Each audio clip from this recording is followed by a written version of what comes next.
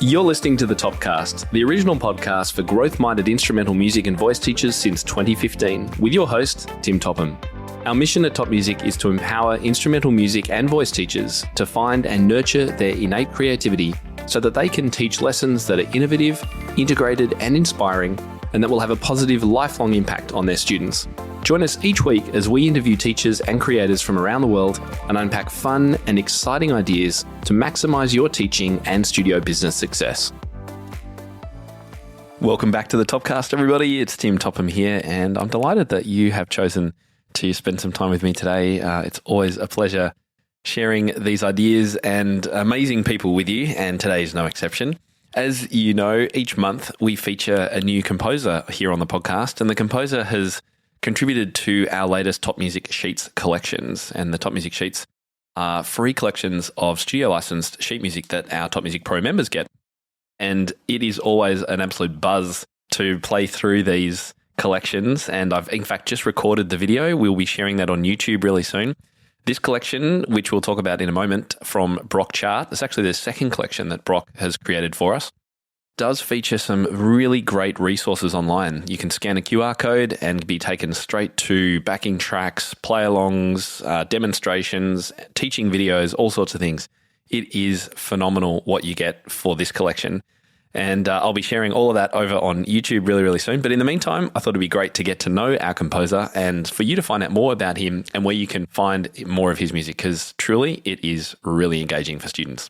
Brock Chart is a composer, studio owner, and founder of My-Melodies Publishing in Kansas. He composes in a variety of genres and mediums, including jazz, pop, educational piano, literature, and film music. He was the 2022 Composer of the Year by the Kansas Federation of Music Clubs and had 15 original compositions selected for the 2024 to 2028 NFMC Bulletin. Brock has been awarded 2 Student Music Awards in Downbeat magazine for composition in both large ensemble and small group writing. In 2019, he composed an original score for the Museum of Modern Art's short film How to See, which was listed in the British Film Institute's list of the best video essays of 2019. Since founding My-Melodies Publishing, Brock has composed and published 6 books in his educational series: 5-Finger Jazz, 5-Finger Pop, and 5-Finger Rock. These books received great reviews from pedagogues in publications like American Music Teacher magazine and Piano magazine.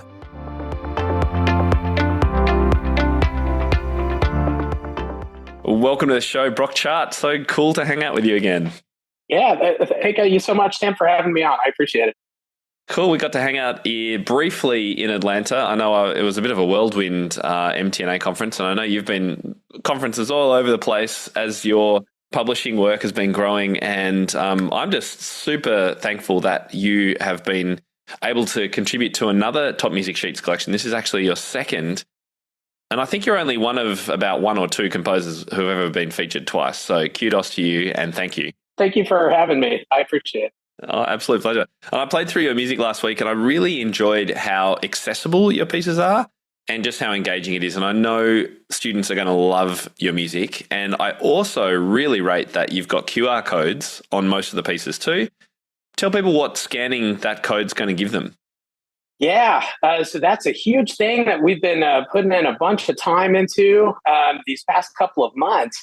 We're coming out with second editions of the jazz books and the pop books and the rock books, and they all have QRs right next to the titles, and so you can scan them, and every single tune has its own QR, and that's how you access the tracks. And so that you get like 5 tracks. There's like the ensemble, which is the full band, piano, bass, guitar, drums; spotlight, full band minus piano for performances or recitals; 80% speed recordings, 60% speed recordings, a solo piano recording too.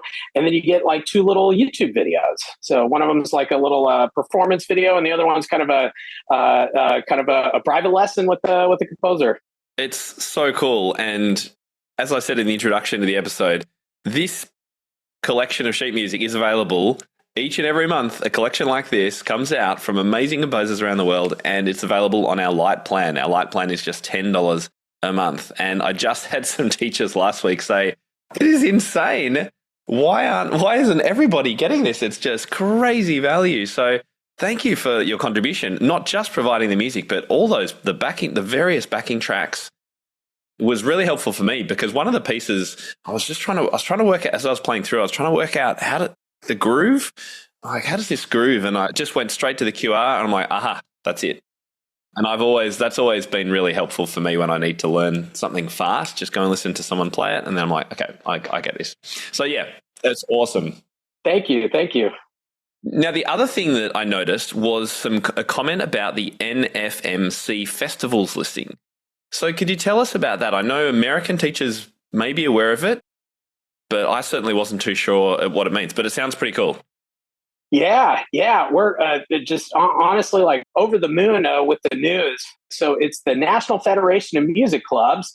And so that's in a teaching organization here in the States that a lot of teachers use. And they have like festivals and, concerts and, competitions and things like that. And it's a lot of opportunities for kids to perform and to, get feedback from judges or ratings or, whatever. And so about every 4 years, they come out with this thing called the Bulletin.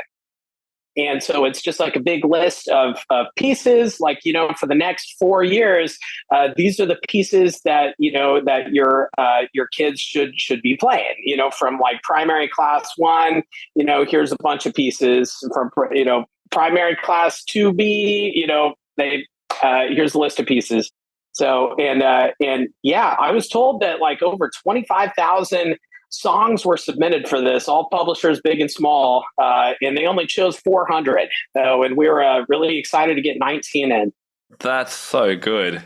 That is a real tribute to the work that you've put in, Brock, but also the pedagogical, the quality and the sound of your music as well. I think that's really well deserved. Thank you. Yeah, we're pretty excited. It's the very first year, Tim, that they're coming out with a popular piano category. They've never had it before. And so a lot of mine are in the new popular category, and a bunch of teachers are excited just to get students kind of, able to do some more, modern repertoire and styles, that really speak to them. And, more kids getting involved in this stuff. I don't think it's ever a bad thing. No, absolutely. Always a good thing, I think. It's like for Australian teachers being featured in or in fact in the UK, having their music featured in one of the exam books, because, a lot of kids are going to be exposed to it, a lot of teachers are going to be using it. It's just great for getting your name out there as well. I really love this one, Georgia Peach. I love kind of that gospel sound. So this is one of the NFMC pieces. It's early intermediate. Really groovy, and it's got that ending, which is just classic kind of thing. I really enjoyed playing that. It's great. I love that piece. I love that one. No, that one was fairly popular. I had to show it off in Atlanta. Yeah, absolutely. So, I'd love to find out a bit more about your composing work. Do you do this full time? And if not, what else do you do? So I teach most of the time, and own like a small kind of traveling studio in Lawrence, Kansas. So I do a lot of traveling to students' homes, and sometimes they come over to my home studio and do a lot of online stuff. That's mostly how I keep busy. And but my education is in composition. And I would love to get to the point where I could do that full time. That's really, really where my heart is, but not quite there yet. So, but fingers crossed, maybe one day. Well, you're making good inroads into it, and I'm sure your students absolutely love the fact that you can compose music for them. I mean, that must be cool. Yes, yeah, they are my guinea pigs, and let me tell you, Tim, they are my harshest critics. They will, not be afraid at all to just be like, Brock, this piece is trash. Get it out of here. What is this thing? So they are. So it has to go through quite a few students. A rigorous filter of just ruthless students. So before they make it, but that's the best way. Yeah, but it's a lot of fun. How many students and about what ages mainly do you teach? I've got about 30 students right now, and kind of everywhere under the sun. I think my youngest is maybe like 5 or 6, and my oldest is like a retired, university professor. It's just, playing music now in his spare time. So, and just kind of everywhere in between. But yeah, I try to foster some, more creative stuff that just like I didn't have as a kid during my lessons, and just anything I could do as a teacher, as a writer, to just get kids like having fun. enjoying music because they want to be there. That's what we're all about here too. So tell me a little bit about that journey of your own music lessons as a kid. I assume you learned piano. What age did you start, and what were your lessons like?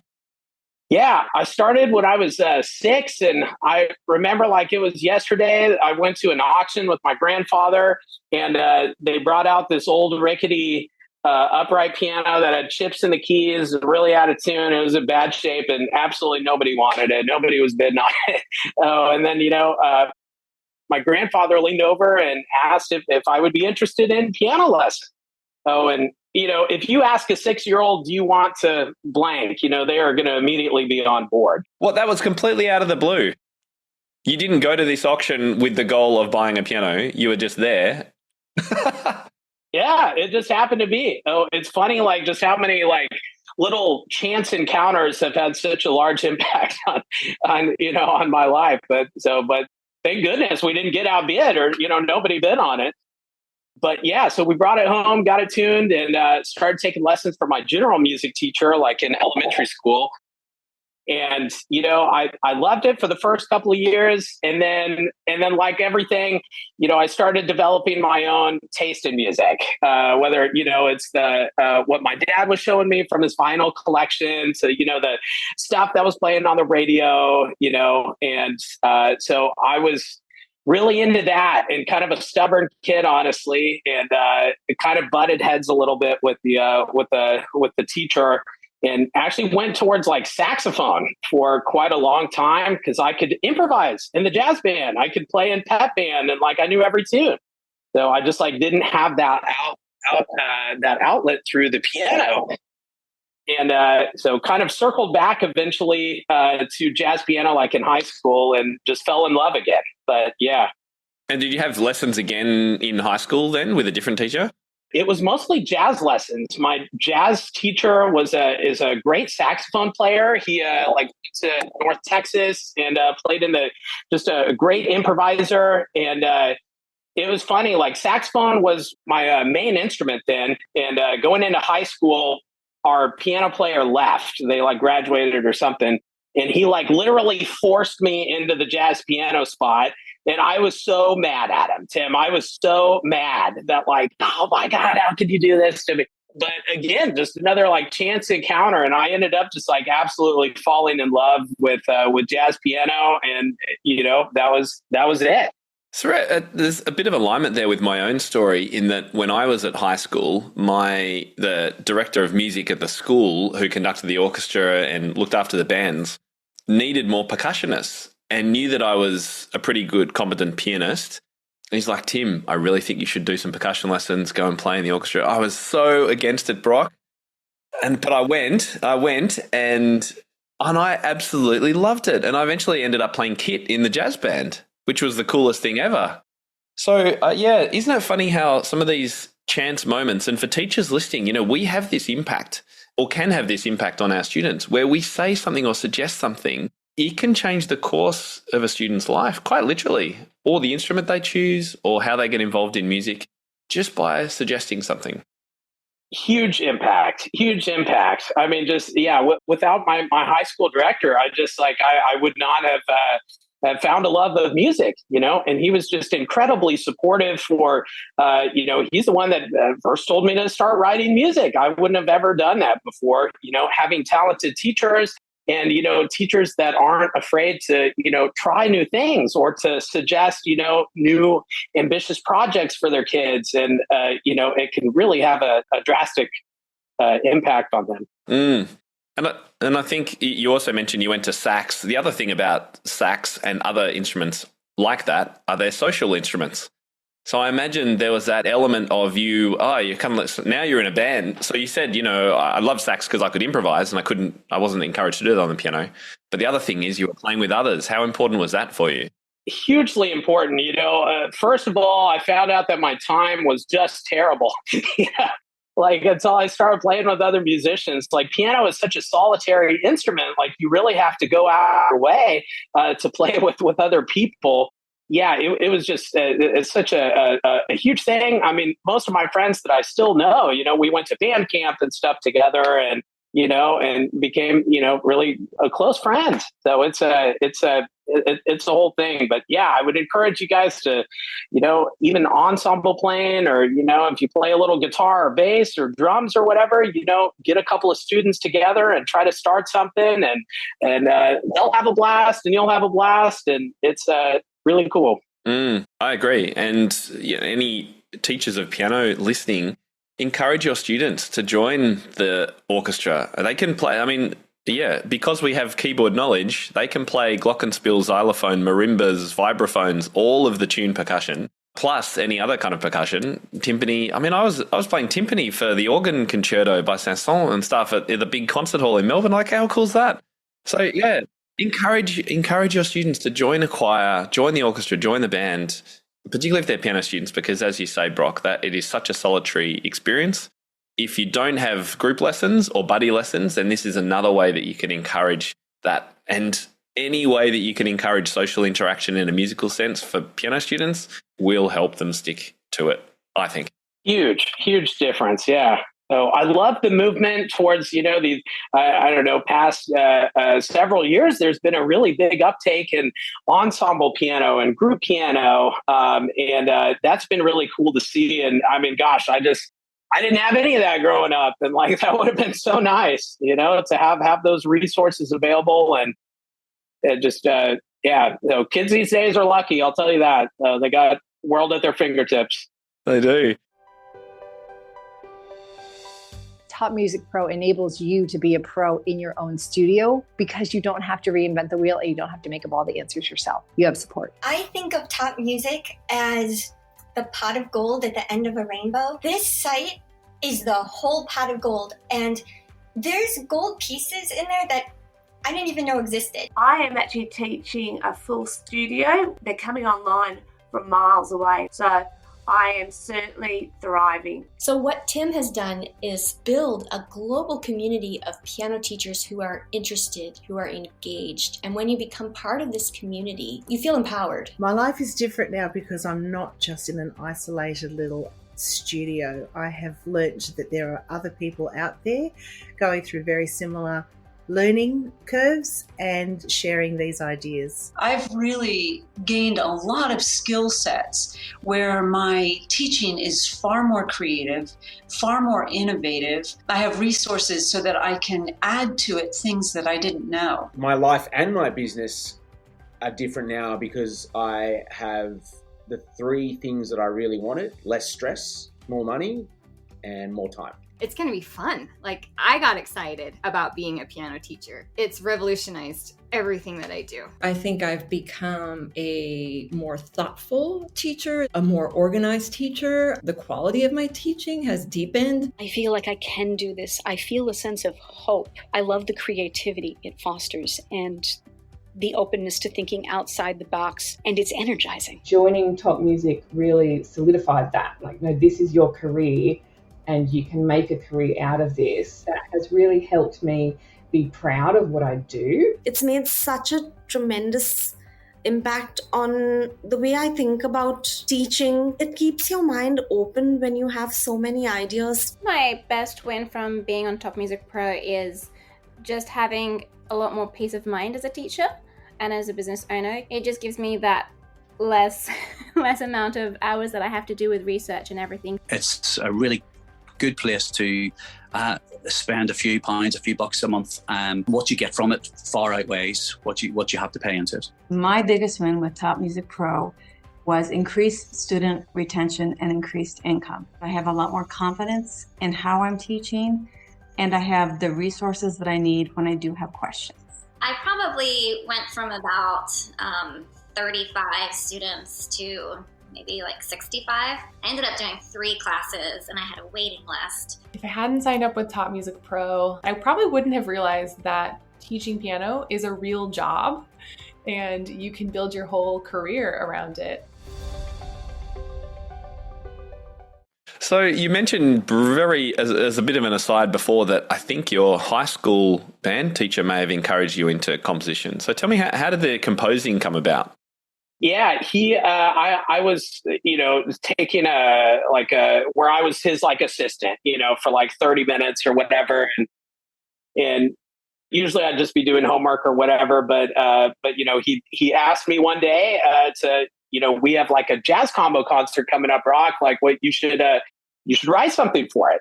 So, and that was like the first time I'd ever, didn't think that was possible. The people's names in the top right, like they, that's their thing. They were born to do it. But no, it was the first time that I'd ever thought that was an option. And I was so scared, Tim, honestly. I was terrified. But, such a tremendous teacher. I wrote everything in piano music. It probably didn't sound great. It was called Pocket Change. I have terrible handwriting anyways. It was all handwritten. And so with a lot of help and, kind of picking out what I wrote from my director, we ended up doing it and playing it at the concert. And I just immediately fell in love with it and just couldn't get enough and wanted to just keep doing it. So it was called Pocket Change. Was it for a band or an orchestra or a solo? What was it? It was for our jazz combo at the time. Had like rhythm section, piano, bass guitar, drums, and then I think we had 2 trombones and like 1 alto. I think what was our that was the combination ensemble. You wrote your piece for. Yeah, just the guys in the band. And I mean, like, I didn't write out like a full score. I just wrote out like a piano part and it probably didn't even have the melody. I think it was just like a cool, like little, groove on the piano. And I just wrote it out for piano music, and so it was our director that did a lot of the writing. But it inspired you, which is critical. Yeah. Have you written since for other instruments? I have, yeah. I went to school for composition, and I spent the majority of my time writing for like jazz groups. And so I've done like a few big band charts for like the KU Jazz Band, and that was always fun. Definitely a learning experience. So we had some cool like composition projects in school. That was like the composition studio would like pair up with another performance studio, whether it was like the oboes or the flutes or whatever. And so you would be paired up with a student and you would write a piece for them. It was like, looking back, it was great. But when I did it, like, I was, I don't know, just a stubborn person. And like, I don't want to write for the oboe. I would be like that too. Yeah. Like, I just want to write like cool, like jazz stuff. But no, like looking back, that was a really, really great project. And like, it not only let us, talk to other people outside of our, jazz band or, every day, but you learned to really write for that particular instrument for like a semester. And so that was nice. Yeah. I mean, I can understand composing for piano. I've written songs, I've written things for piano, but when it comes to a whole big band chart, my mind kind of blows when you're talking about having to know not only the ranges of the instruments, how they're transposed, so therefore what key you're writing them in, what clef. You're then talking about articulation. I mean, that all the instruments they can't all do the same things. How on earth do you learn all that stuff? Or was that part of what you did at university? It's a good question. I was pretty lucky because honestly, like the jazz band pianist has the best seat in the house for learning big band writing because a lot of the score is just in your part. Like a lot of the written out things that you play and just you have notated in your part is horn lines and horn voicings and whatever, saxophone solos. And so like just by playing in a jazz band, if you're kind of actively listening to like what's happening in the band, it's like a masterclass, honestly, and just like score study. And everybody, composes differently, but I'm a pianist as well, and when I sit down to write something, even if it's for a jazz band, whatever, I will always, always, always write it at the piano and write basically a piano part and then orchestrate it out. I don't start with like a, 20 piece, 20 stave page. And like a pencil and no way. Yeah. I pretty much make like a piano part and then start to like, okay, this group can do like, the saxes and it's easier than it sounds. A lot of it is honestly just, if I hit this chord on the piano, what instruments sound good here? Is it like it's too high for trombones? Like it could be the saxes or it could be some trumpets, So a lot of that like process of elimination, honestly, like kind of takes the guesswork out. It's helped me. I always say yes, Tim, regardless whether I know how to do the job or not. And so I have learned a lot by just saying yes to things. And like, my jazz band director asked me to write a jazz band compo. I'd never done that before. I didn't know how to do it, but I said yes. And I just had to kind of like rise to the occasion, learn the skills on the job, kind of fake it till you make it, I was going to say, what a great metaphor for life in some ways, Brock. Just give it a go. Say yes, even if it's outside your comfort zone, and watch yourself rise to the challenge. Absolutely. And, like the more things that you say yes to, like, you kind of become known as that person. And so people start calling you more for those type of gigs or whatever, whether it's, jazz band gigs or writing for film or, whatever. And, and so, yeah, it just, you learn a lot on the gig, I guess. So don't be afraid to say yes. Your orchestration comment about how you start with a piano score and then explode it out to the whole orchestra or band makes me wonder whether AI eventually is going to be able to help hugely get you started in things like that down the track. Because I now know there's plenty of software out there that can take a full score and create all the stems. So every audio clip of every instrument can be separated out, all done by AI now. And not sort of with, you can still hear most of the background noise, but it's all gone. It's just that one line. It's incredible. So I wonder if it'll eventually be able to go the other direction and explode things out into a score. I know, that's it. Spooky stuff, I would imagine that like it could do it and like, the ranges would be correct and things. But, deeper than that is like, would the AI be able to, I don't know, if you asked, ChatGPT to make like a Rimsky-Korsakov, piece or whatever, like he has a really specific style that he uses for orchestration. It would be amazing to see is it smart enough to analyze those scores that he's written, and he likes these particular sets of instruments and, use those and kind of take the, yes, it can do the range, but also take it like a step further. So, I reckon I would say it's coming for sure. Oh, it can do it with stuff. It can do it with writing and language and art. It can do it with art now. So why couldn't you can say I want a Van Gogh style of this thing and it will do it's crazy. But anyway, we won't go down. That's a whole nother rabbit hole. Now, do you publish yourself or are you with some of the big publishers? I do. Yes. Honestly, again, I just said yes and didn't think too much about it. I originally sent a draft of Five Finger Jazz, my first book, to Alfred Publishing and got a very kind rejection letter from Tom Thoreau. He's a very nice man and he didn't have to say anything. But he, said some very, very good advice. Yes, yes. So I will always remember that and appreciate him doing that. And, I was frustrated a little bit, as anybody would be. And then I'd said, I have this book. I want to do it anyways. What would it take to do this thing myself?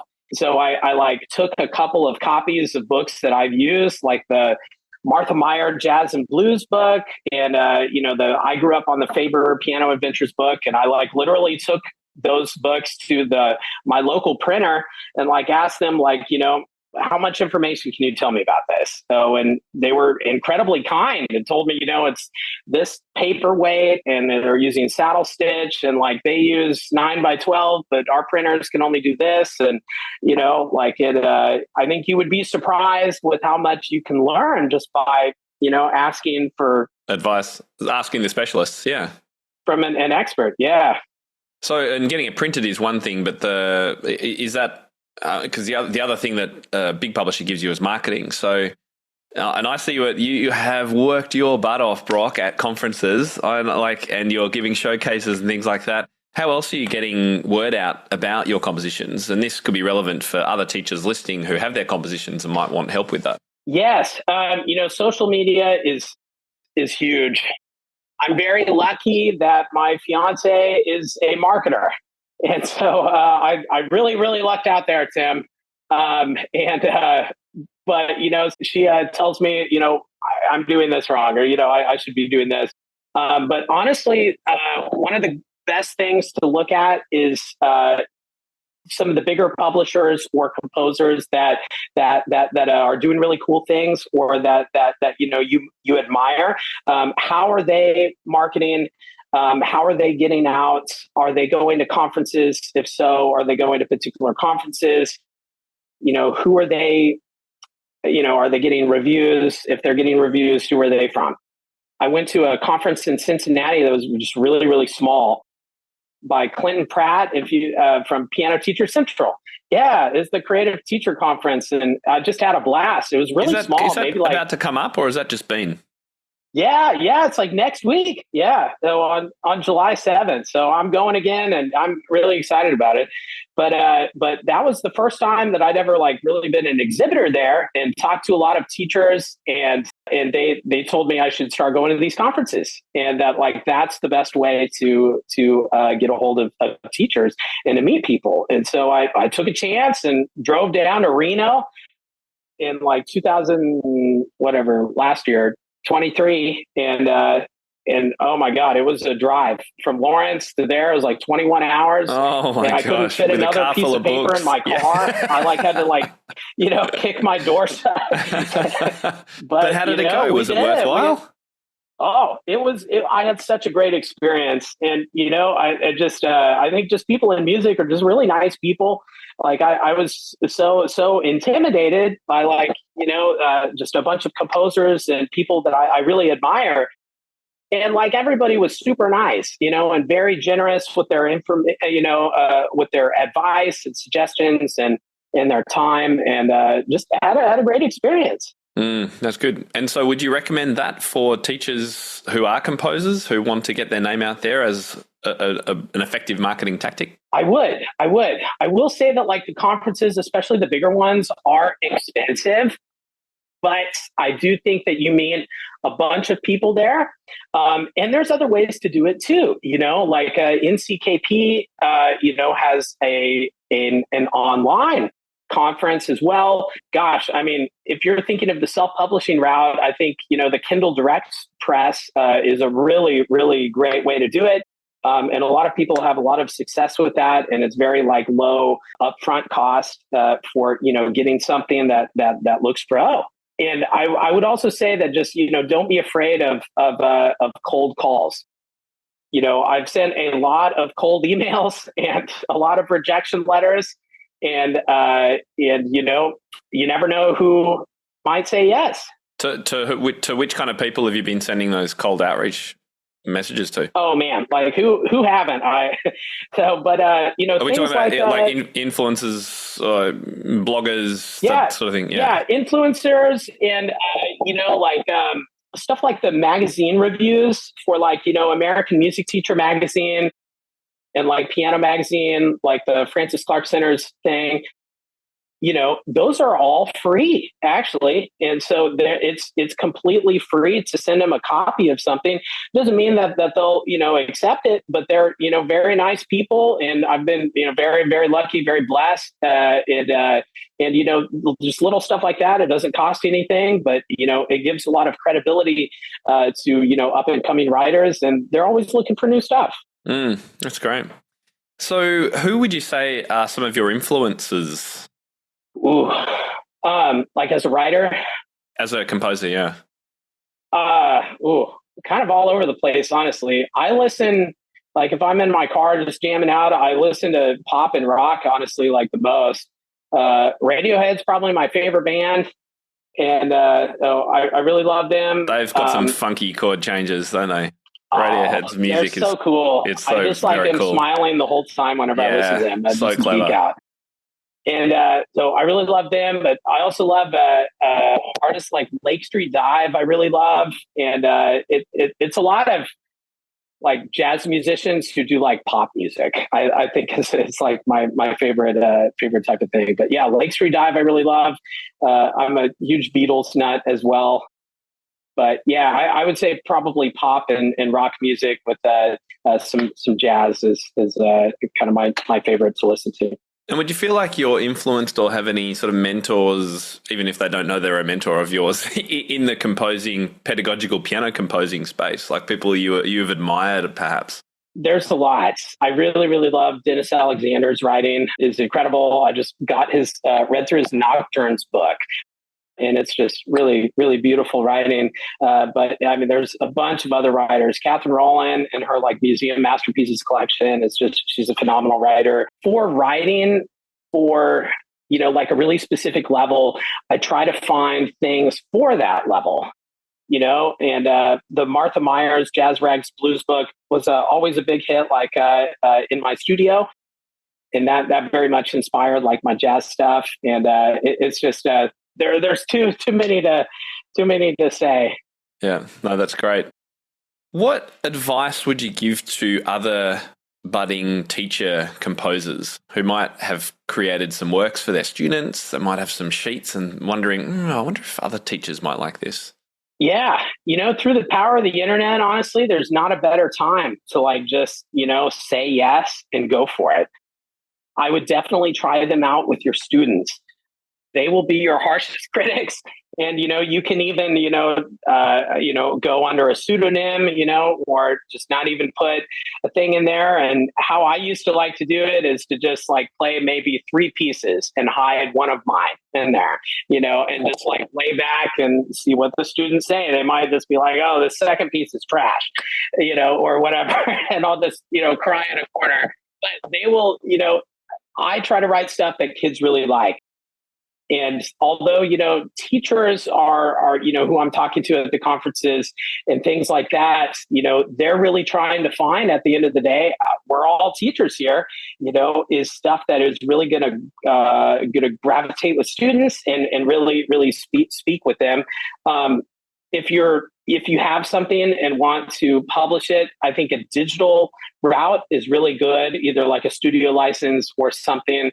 If you want to take it a step further, I would really recommend like that Kindle Direct publishing is an excellent option. It doesn't cost anything. And it's a great way to try it out. And even things like, Squarespace, you could get like, that's how I build my website. I don't know anything about website design, but, these little things are making it a lot more, easier for the little guys just to try it out and have a chance. And how have you found the process working with our team and creating these Top Music Sheets collections? A lot of fun. So honestly, like it's been such a joy just working with your team. And everybody's just incredibly professional. And I love working with Albert. He is the man. Like every time he gives me those line notes, like I write down everything and like try to he's the man. He's just he's a pro. And every time I work on a pop music collection, I'm just learning. It's just a master class in composition and how to write for students and engraving. And so it's just been just a pleasure working with you and your team, Tim. That's been great. Well, thanks so much, Brock, for that. And to teachers listening, if you do have compositions and you are looking to get them out, then please reach out to us because we are always on the lookout for fresh, new compositions that we can share through our collections. So head to or email our support team, support@topmusic.co, and let us know all about you. Share some of your music. It'd be great to hear from you.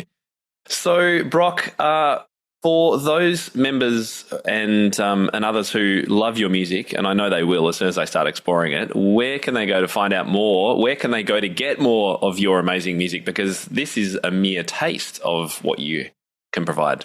We have our second editions coming out here in about a week or two. They're at the printers, so fingers crossed. And our website is www.my-melodies.com. Oh, and we also have them and now on Amazon through the Kindle Direct Publishing. And so, yeah, those are now available, anywhere. So even in, Australia or, international. So through the Prime shipping. And and fingers crossed, we're starting to show up a couple of retailers, so here and there. But yeah, I would say that if you guys are at a conference, come visit us at the booth. There's always people hanging around your booth because you're such a natural, engaging person to chat with, and you're so passionate. You are even after 8 hours of standing at that desk, I can wander down and have a fun chat with you, and you've still got a buzz about you, Brock, which really comes through in your music, and which is why we love working with you. And I can't thank you enough. Really appreciate it. The titles of you've got a few different collections. I know there's 5 Finger Pop something. Is that right? What are just give us the names for people to search in Amazon. There's 5 Finger Jazz Book 1 and 2, 5 Finger Pop 1 and 2, and Rock. And I also published a good buddy of mine, Kai Ono's music, and he just came out with For the Little Birds, which is I remember looking through that. That was cool. Yeah. So cool. My own kids in my studio have just been devouring that book. Really, really neat, contemporary sort of stuff. It almost sounds like Studio Ghibli sort of music, and just a lot of fun. Yeah, my-melodies.com is the site. We'll put it in the show notes as well for today. Brock, you're a superstar. Thanks for hanging out today. Thank you so much for having me, Tim. I appreciate it.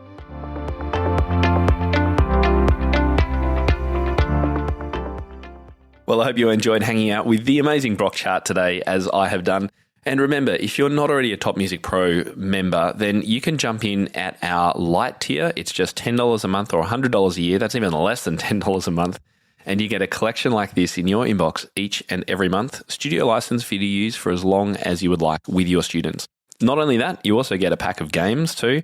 You get access to our back catalogue of over 90 webinars, heaps of training on just about any topic you can possibly imagine, and access to our Studio Success Path course. So if you're interested in grabbing this month's collection, and honestly, I don't know what would stop you. This is an amazing book. It's definitely worth $10 on its own. Head to topmusicpro.com and choose the Join Now on our light tier. Now, over in the Top Music Piano podcast with Dr. Rachel Ehring, episode number 24 is about setting your piano student rates with the amazing Andrea Miller, another podcaster. You can find out more about that. Just search for the Top Music Piano podcast wherever you listen to today's show. Now, next week on the podcast, we have a return guest, the amazing Paul Myatt, because we are talking about a very exciting project we are co-working on together, which is coming up at the very start of August. You're not going to want to miss this one. We're going to be working on a live course that has the potential to seriously change the outcomes for your students. So definitely check that out. That's next week on the podcast. Until then, I'm Tim Topham, and thanks for tuning in to the Topcast. How do you keep up to date with all the latest trends and research into music education? How do you connect with other teachers around the world and make sure your teaching stays fresh and relevant for students of all ages and stages, both now and into the future? I created our Top Music Pro membership to be the one-stop shop for music teaching resources, training, support, and community, and I'd love for you to come and join us inside. With over 40 comprehensive training courses, hundreds of teaching demonstrations and lesson plans, free monthly sheet music, discounts, and all the business and pedagogy support you could ever need, Top Music Pro is the community you've been looking for. If you're ready to level up your learning from the podcast and join thousands of other teachers in our global network, head over to topmusicpro.com today. If you enjoy this show and want to hear more of our work, be sure to subscribe to this podcast wherever you're listening today. For links and resources mentioned in this episode, visit us at topmusic.co/podcast or check out the show notes. I'm Tim Topham. Thank you so much for listening. Enjoy your week ahead, and I'll catch you next time.